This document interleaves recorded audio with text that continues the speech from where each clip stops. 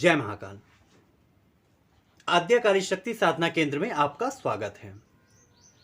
आज मैं आपको हनुमान जी की एक विशिष्ट साबर मंत्र के विषय में बताने जा रहा हूं, जिस मंत्र को सिद्ध कर लेने के बाद यह अकेला मंत्र आपके समस्त कार्यों को सिद्ध कर देगा।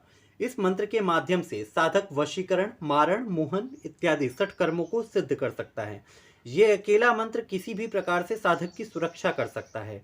इस मंत्र के माध्यम से आप किसी भी प्रकार के भूत प्रेत बाधा इत्यादि को बांध सकते हैं अथवा खोल सकते हैं। को करने से साधक हनुमान जी के प्रत्यक्ष दर्शन भी प्राप्त कर सकता है।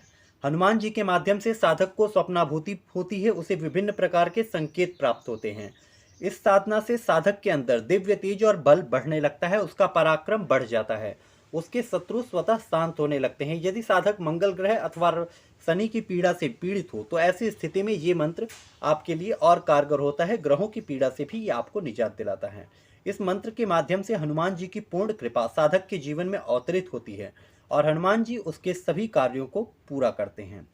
साधना में मंत्र कैसे आपको प्रयोग करना है और मंत्र क्या है, इसके विषय में मैं आपको बताने जा रहा हूँ।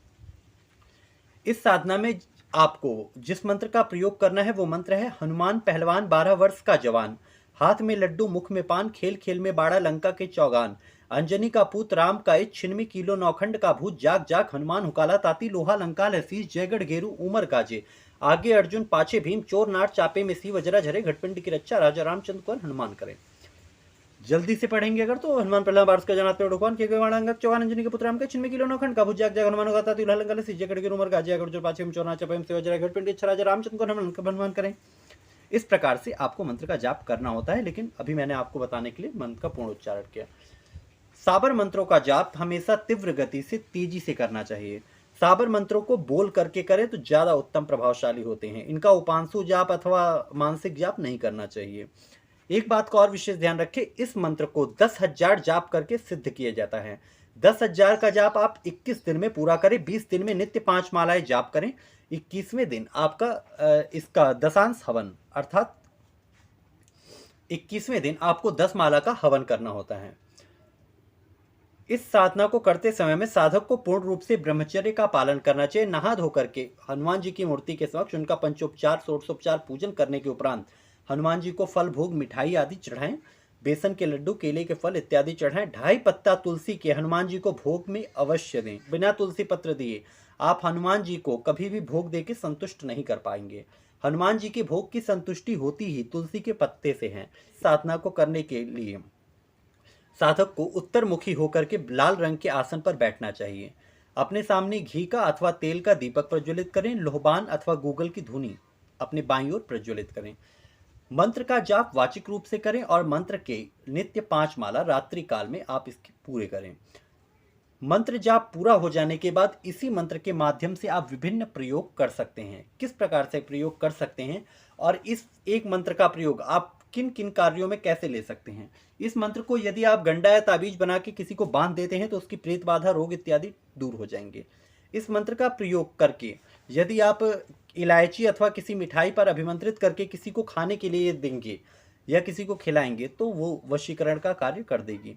इसी मंत्र को माध्यम बना करके अगर आप किसी के घर में पीली सरसों अभिमंत्रित करके इसे फेंक देंगे तो उसके माध्यम से उसके घर में विद्वेषण इत्यादि की क्रिया चालू हो जाएगी।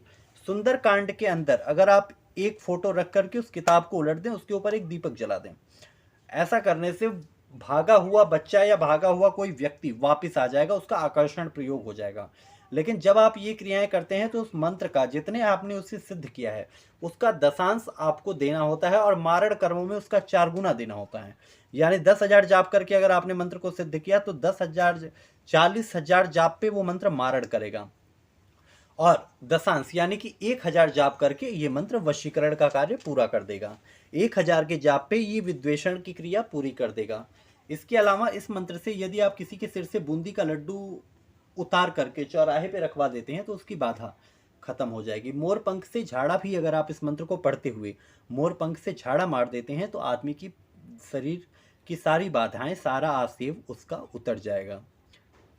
तो 1 लाख विद्या 1.25 लाख चतुराई, गुरुओं ने कहा 1 लाख विद्या 1.25 लाख चतुराई।